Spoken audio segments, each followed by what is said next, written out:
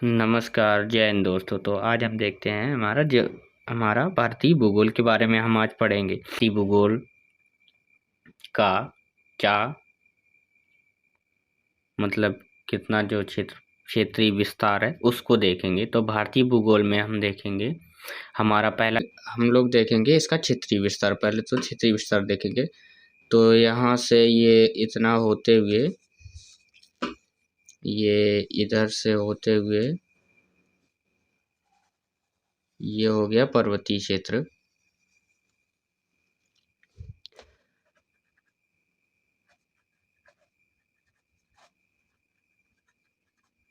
पर्वतीय क्षेत्र, उसके बाद आएगा हमारा मैदानी भाग। जो मैदानी भाग हो गया, यहाँ से ये इतना, ये मैदानी भाग हो गया। मैदानी भाग, उसके बाद आएगा पठार। ये पठार हो गया।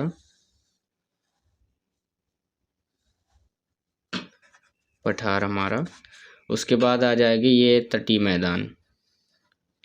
यानी हमारा भारत पूरा चार भागों में है। पहला तो पर्वतीय क्षेत्र, चार भागों में विस्तृत है। पर्वतीय क्षेत्र, मैदानी भाग और पठार। उसके बाद तटीय क्षेत्र, और एक ये हमारा हो जाता है अंडमान ये द्वीपीय समूह, जिसको पांचवा भाग भी बोलते हैं, पांचवा क्षेत्रीय विस्तार। ये द्वीपीय समूह हो गए जो द्वीप हैं भारत के, ये हो गया। तो अब हम देख, जैसे कि पर्वतीय क्षेत्र भारत का टोटल 10% है, और मैदानी भाग है टोटल 43%। भारत में मैदान जो है वो 43% है, और 27% पठार है। उसके बाद 10% मरुस्थल है, और तटीय क्षेत्र है। जैसा कि मैंने आगे बताया कि भारत का संपूर्ण क्षेत्रफल किस भाग में, जैसे 10% हो गया पर्वतीय भाग, उसके बाद 10% हो गया पहाड़ियाँ, और 27% हो गया पठारी क्षेत्र, और 43% हमारा मैदानी भाग। उसके बाद हम देखेंगे भारत में मतलब भारत। उसके बाद हमारा भारत आ गया पांच भागों में बटा है। ये उत्तर का पर्वतीय क्षेत्रफल, दूसरा हो गया उत्तर भारत का विशाल मैदान, तीसरा प्रायद्वीपीय पठार, चौथा तटीय मैदान, उसके बाद भारतीय द्वीप। तो अब हम देखेंगे उत्तर का पर्वतीय क्षेत्र।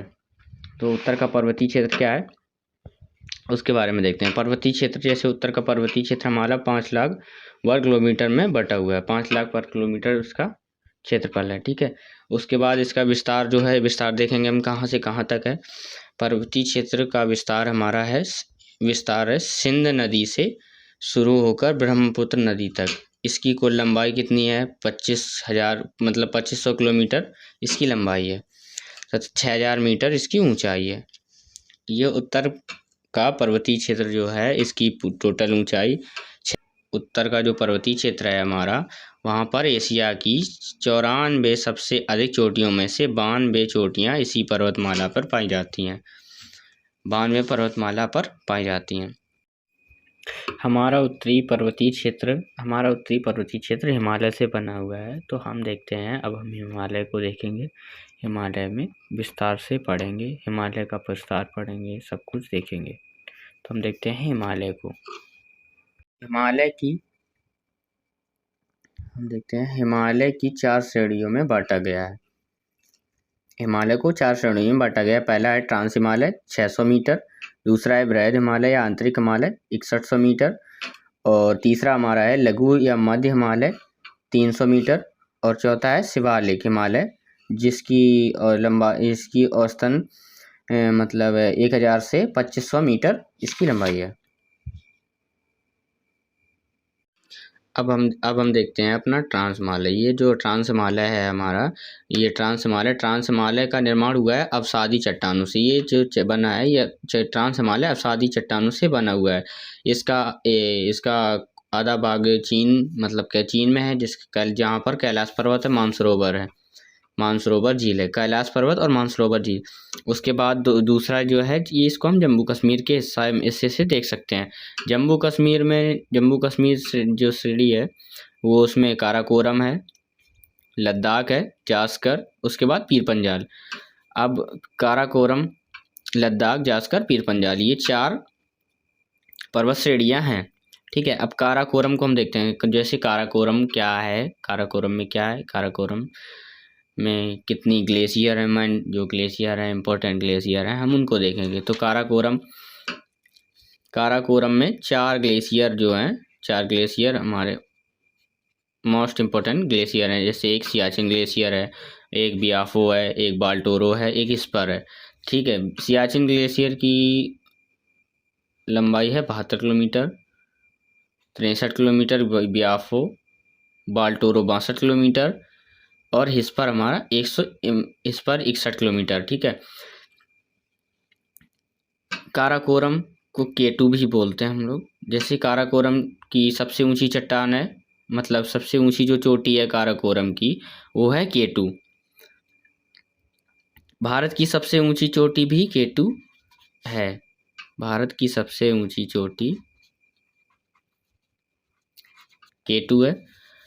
और अगर हम देखते हैं कि हिमालय पर्वत की सबसे ऊंची चोटी है, चोटी कौन है, तो उसको हम माउंट एवरेस्ट बोलते हैं। बट भारत की सबसे ऊंची चोटी केटू है, जिसको हम गार्डविन एस्टन भी बोलते हैं। बट और K4 जो काराकोरम में आती है, K4 काराकोरम की प्रमुख जो शिखर है K4, वो गैब्स K4 है। प्रमुख जो काराकोरम का प्रमुख शिखर है उसको हम K4 बोलते हैं, K4 या गैसब्रूम। ठीक है, और जैसे काराकोरम हम देखते हैं, काराकोरम का जो ये सियाचिन ग्लेशियर है, सियाचिन ग्लेशियर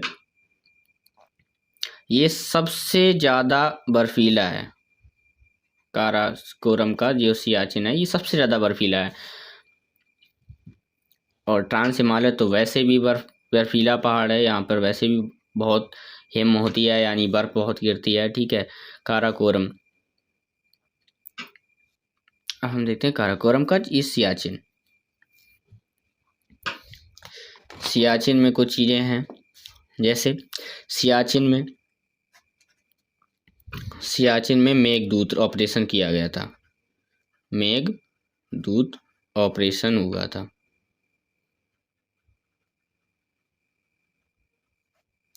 1984 में मेघदूत ऑपरेशन यहीं पे किया गया था सियाचिन में। ये बहुत मुख्य था, इम्पोर्टेंट मुख्य ऑपरेशन था जो सियाचिन में मेघदूत ऑपरेशन हुआ था। ये मुख्य ऑपरेशन था। और सियाचिन जो है दुनिया का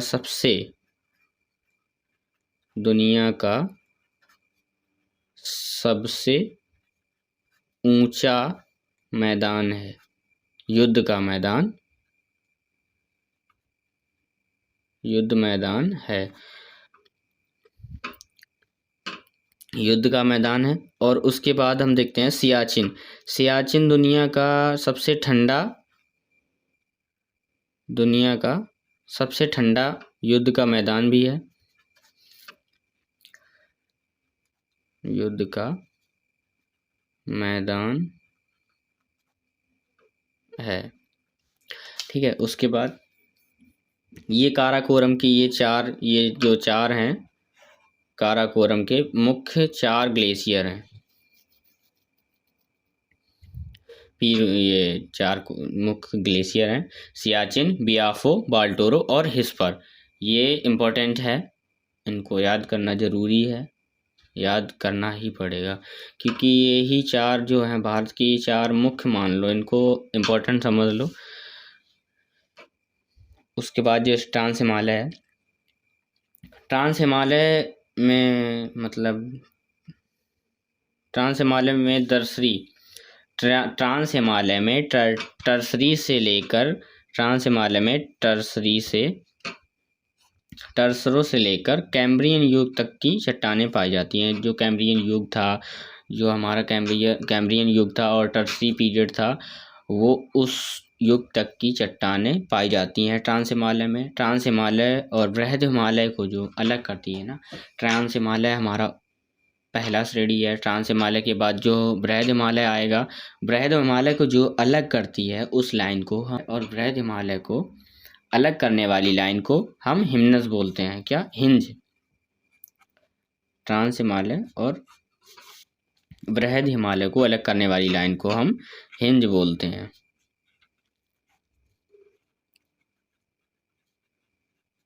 हिंज बोलते हैं। अब हम देखेंगे, जैसे हमारा ट्रांस हिमालय तो कंप्लीट हो गया। ट्रांस हिमालय में काराकोरम को हम लोगों ने देख लिया। अब इसके बाद हम लोग देखेंगे लद्दाख। लद्दाख में ज़्यादा कुछ है नहीं। लद्दाख में एक राकापोशी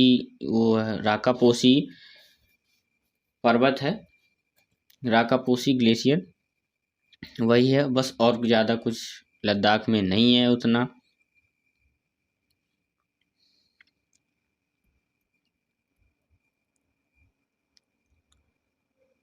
अब हम देखेंगे पीर पंजाल। पीर पंजाल क्या? पीर पंजाल देखेंगे। पीर पंजाल जो है ये ट्रांस की सबसे निचली श्रेणी है। पीर पंजाल ट्रांस की सबसे निचली श्रेणी है। ये जो ट्रांस हिमालय है, ट्रांस हिमालय का सबसे निचला भाग ये पीर पंजाल है। पीर पंजाल, इसमें सुरंगें बहुत हैं। ट्रांस हिमालय में सुरंग बहुत पाए जाते हैं, मतलब सुरंगें बहुत हैं। ट्रांस हिमालय में सबसे ज़्यादा सुरंगें हैं। भारत की सबसे ज़्यादा सुरंगें ट्रांस हिमालय में। इसका एक हिस्सा तो ट्रांस में है और दूसरा हिस्सा बृहद हिमालय में। पीर पंजाल का एक हिस्सा ट्रांस हिमालय में है और दूसरा बृहद हिमालय में है। इससे ज़्यादा कुछ इसमें है नहीं। ये हमारा काराकोरम, ये हमारा काराकोरम हो गया। काराकोरम के बाद हमारा लद्दाख भी हो गया। लद्दाख के बाद पीर पंजाल भी हो गया, और पीर पंजाल, लद्दाख, काराकोरम और जास्कर। जास्कर में हमने क्या किया है? जास्कर तो किया है या नहीं किया, बट जास्कर में कुछ है नहीं, इसलिए किया नहीं है। जास्कर में कुछ है नहीं तो हमने किया नहीं। अब हम देखेंगे बृहद हिमालय कि बृहद हिमालय में पढ़ेंगे। बृहद हिमालय की मेन जो चीज़ें हैं हम उनके बारे में देखेंगे जो इम्पोर्टेंट हैं। उसके बहुत, वैसे तो बहुत सी चीज़ें हैं बृहद हिमालय में, इम्पोर्टेंट चीज़ें हम देखेंगे, उसके आगे नहीं देखेंगे। ठीक है, तो बृहद हिमालय पर चलते हैं। हमारा बृहद हिमालय की औसतन ऊंचाई जो है, औसतन ऊंचाई है इसकी 6100 मीटर।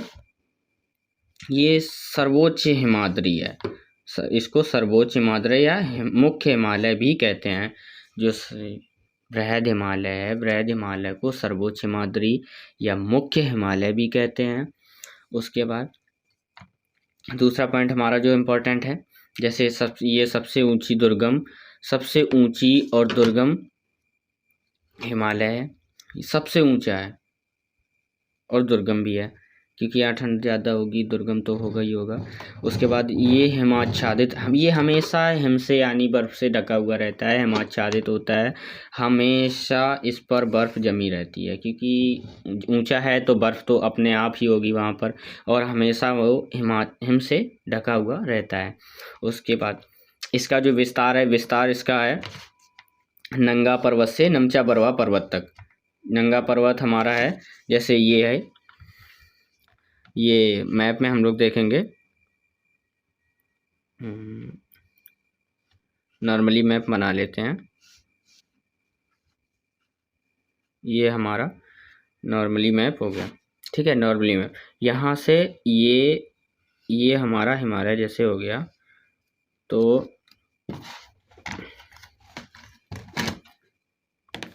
ये जैसे हो गया, तो यहाँ पर है नमचा बरवा, ये नमचा बरवा पर्वत है, और यहाँ पर है नंगा पर्वत। नंगा पर्वत और नमचा बरवा पर्वत, जो ये ऐसा है ना हिमालय हमारा, ये टॉप पर है। ये नमचा बरवा, नंगा पर्वत यहाँ है और नमचा पर्वत इस साइड है।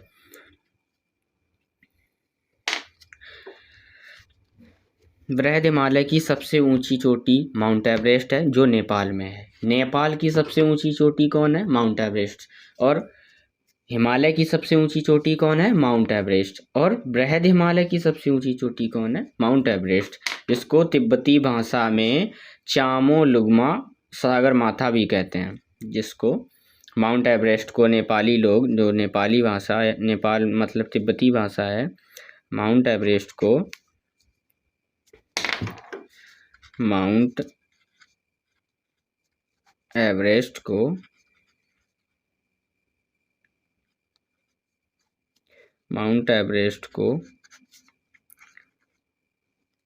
तिब्बती भाषा में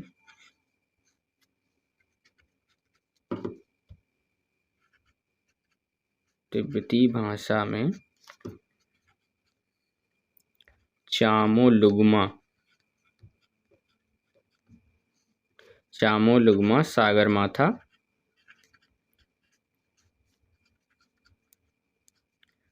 सागरमाथा बोलते हैं,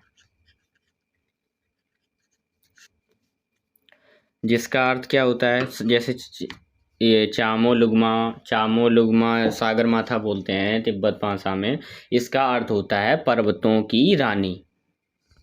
चामोलुग्मा सागरमाथा का तिब्बती भाषा में अर्थ होता है पर्वतों की रानी, यानी माउंट एवरेस्ट को वो लोग बोलते हैं पर्वतों की रानी, चामोलुग्मा। माउंट एवरेस्ट को तिब्बत भाषा में बोलते हैं चामोलुग्मा, और इसका अर्थ होता है पर्वतों की रानी, जो यहाँ पर लिखा था मैंने पहले से लिख रखा है, जिसका अर्थ पर्वतों की रानी, और ये तो चामोलुग्मा सागरमाथा भी कहते हैं तिब्बती भाषा में। अब हम आगे देखते हैं, जैसे ये हमारा बृहद हिमालय कंप्लीट हो गया, ट्रांस हिमालय हो गया। इसके बाद हम देखेंगे बृहद हिमालय में कुमायूं हिमालय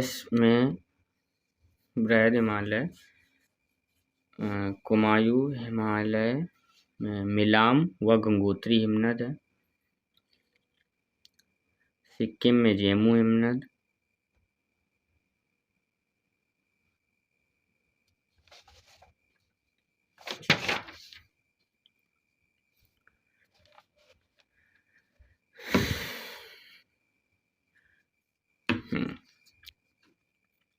बृहद हिमालय में अनेक हिमनद पाए जाते हैं, जिनमें से कुछ इम्पोर्टेंट हैं, कुछ नहीं हैं। जैसे कि एक इम्पोर्टेंट में हम देखें तो बृहद हिमालय का जो कुमायूं हिमालय में मिलाम व गंगोत्री हिमनद हमारे लिए इम्पोर्टेंट है।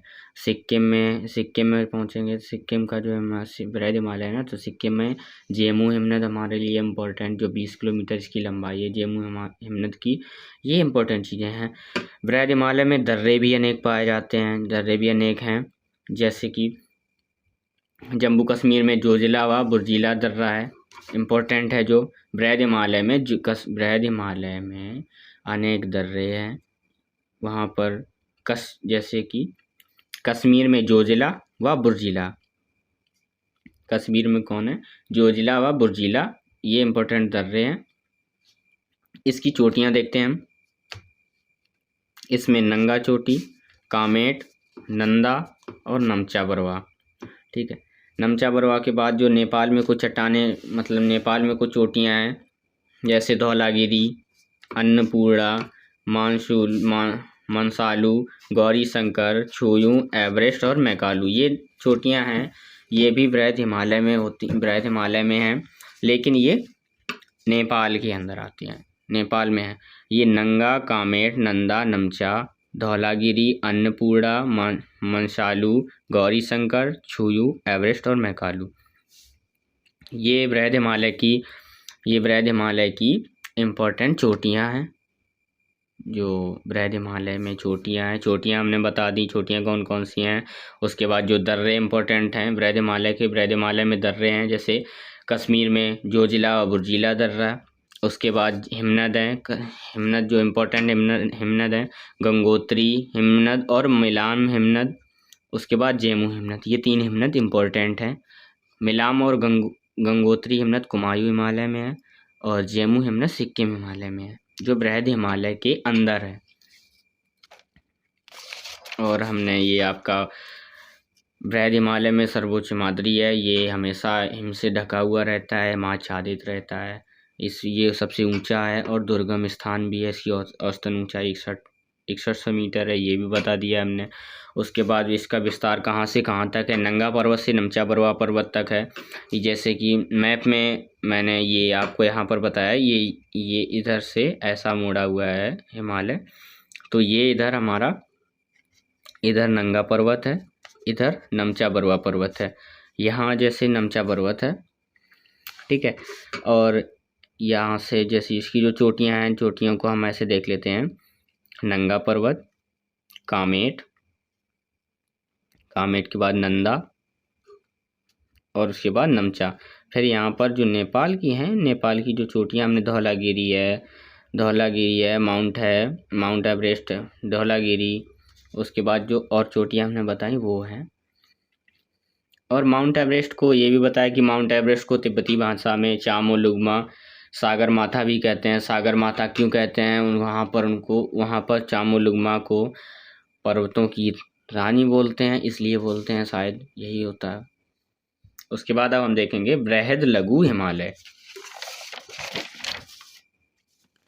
अब हम देखते हैं बृहद लघु,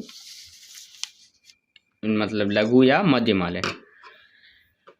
हम देखते हैं लघु या मध्य हिमालय। लघु या मध्य हिमालय की ऊंचाई है 1800 मीटर से 3000 मीटर तक इसकी ऊंचाई है, और इसकी चौड़ाई है 80 से 100 किलोमीटर तक। लघु या मध्य हिमालय की चौड़ाई है 80 से 100 किलोमीटर और इसकी ऊंचाई 1800 से 3000 मीटर, ठीक है।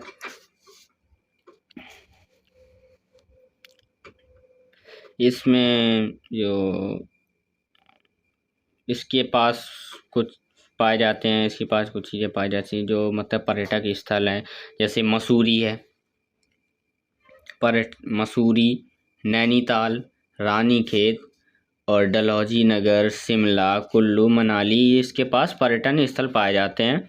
मतलब इसके पास पर्यटन स्थल हैं जैसे मसूरी, रानीखेत, नैनीताल, डलहौजी नगर, शिमला, कुल्लू, मनाली। और कश्मीर मार्ग में यहाँ जो हैं, यहाँ पर ढालों के घास को, यहाँ पर जो ढालें होती हैं, ढालों पर घास के छोटे छोटे मैदान पाए जाते हैं। लघु हिमालय में जो ढालों पर घास के मैदान पाए जाते हैं छोटे छोटे, उनको कश्मीर में मर्ग बोलते हैं। ये जो छोटे छोटे घास के मैदान पाए जाते हैं उनको कश्मीर में मर्ग बोलते हैं, और उत्तराखंड में बुग्याल या पायर बोलते हैं। ये घास के मैदान हैं उनको कश्मीर में मर्ग बोलते हैं, जैसे गुलमर्ग व सोनमर्ग, ठीक है। और उसी प्रकार उत्तराखंड में उसको बोलते हैं बुग्याल या पायर।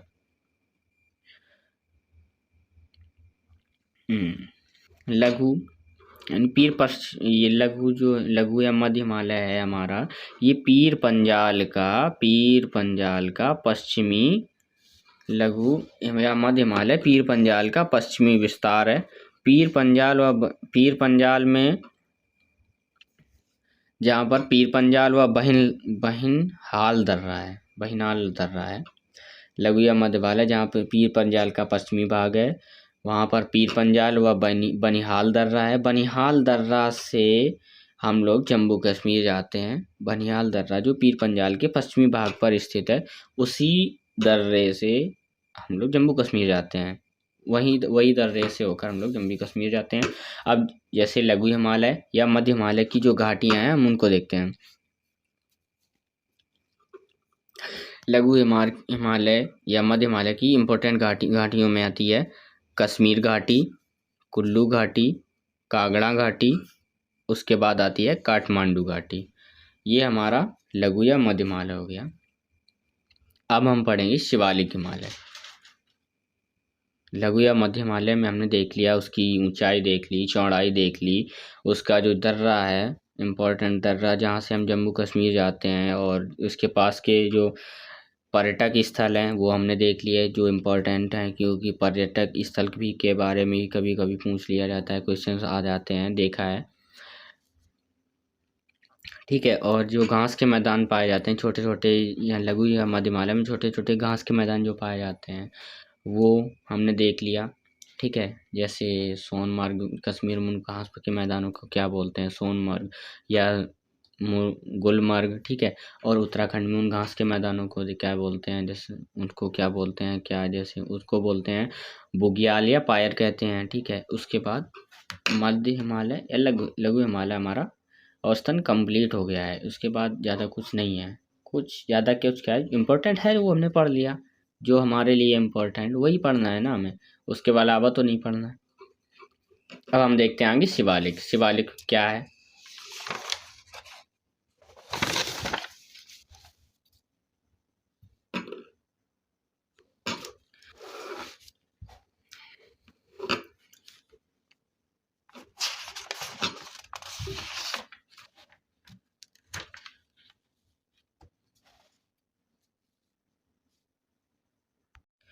हम देखते हैं शिवालिक को।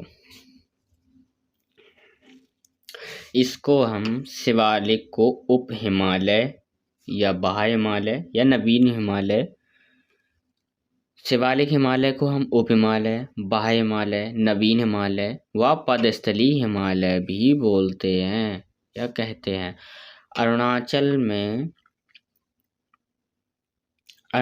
में शिवालिक को डाफला, अबीर-मिरी, मिशमी पहाड़ियों से जाना जाता है। जो शिवालिक है उसको अरुणाचल प्रदेश में डाफला,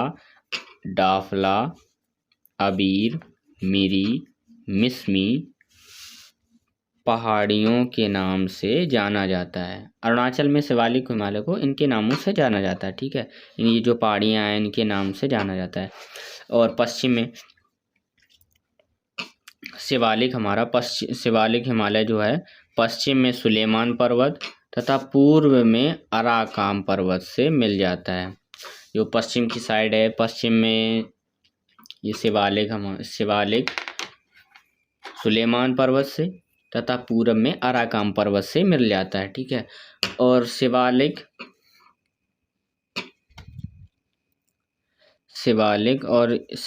और मध्य हिमालय के बीच में अनेक घाटियां हैं, ठीक है। अनेक घाटियां हैं।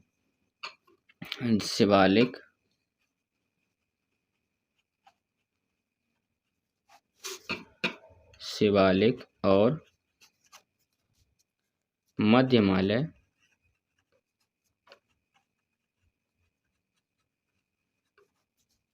के बीच अनेक घाटियां हैं।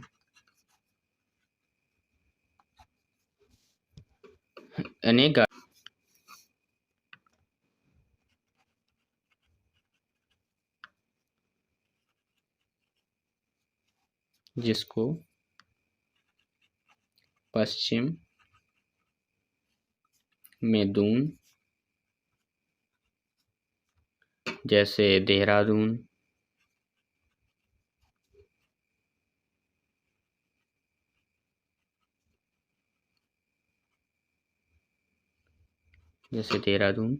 और पूरब में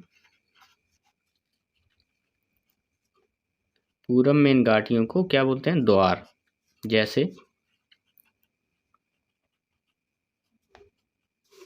हरिद्वार। हमने हिमालय की सभी चीज़ों को देख लिया है, हिमालय के बारे में सब कुछ देख लिया है। हिमालय क्या अब रह गया हमारा प्रादेशिक विभाजन, ठीक है। हिमालय के हमने जो वैसे भाग हैं, जैसे ट्रांस हिमालय है, वृहद हिमालय है। ट्रांस हिमालय को हमने देख लिया, ट्रांस को देख लिया, वृहद को देख लिया, लघु को देख लिया और शिवालिक को भी हमने देख लिया, ठीक है। ये चारों हमने देख लिए। उसमें काराकोरम भी हमने देख लिया। काराकोरम क्या है, काराकोरम देख लिया, लद्दाख श्रेणी देख ली, काराकोरम देख लिया, लद्दाख देख लिया, लद्दाख श्रेणी वो भी देख ली। उसके बाद हमने लद्दाख के बाद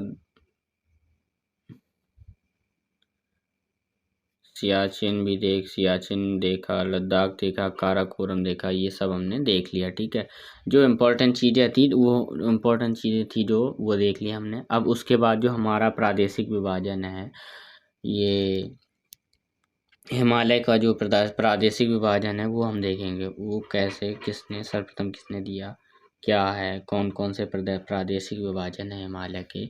ठीक है, वो हम देखेंगे। तो कहते हैं हिमालय का प्रादेशिक विभाजन, इसको सबसे पहले सिडनी बुराड़ ने सर्वप्रथम पूर्व से पश्चिम की ओर 4 भागों में विभाजित किया था। इसको प्रादेशिक विभाजन जो हिमालय का है, इसमें सिडनी बुराड़ ने सर्वप्रथम पूर्व से पश्चिम की ओर 4 भागों में विभाजित किया था। वो भी किस आधार पर किया था? घाटियों के आधार पर इसका विभाजन किया था। सिडनी बुराड़ ने, किसने? सिडनी बुराड़ ने 4 भागों में पूरब से पश्चिम की ओर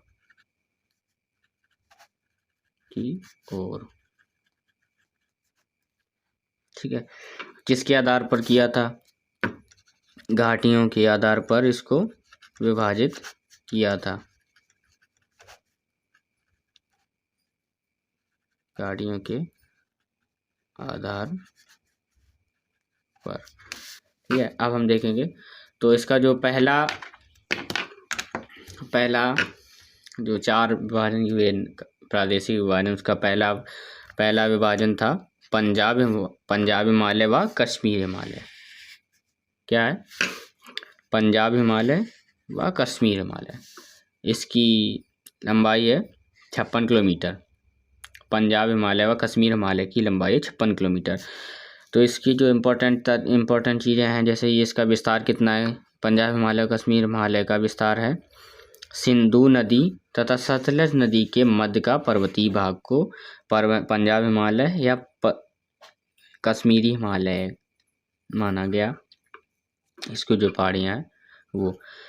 अब हम देखेंगे कश्मीर हिमालय में करेवा झील। कश्मीर हिमालय जो है ये हमारा करेवा झीली निक्षेपों के लिए प्रसिद्ध है। अब करेवा क्या होता है?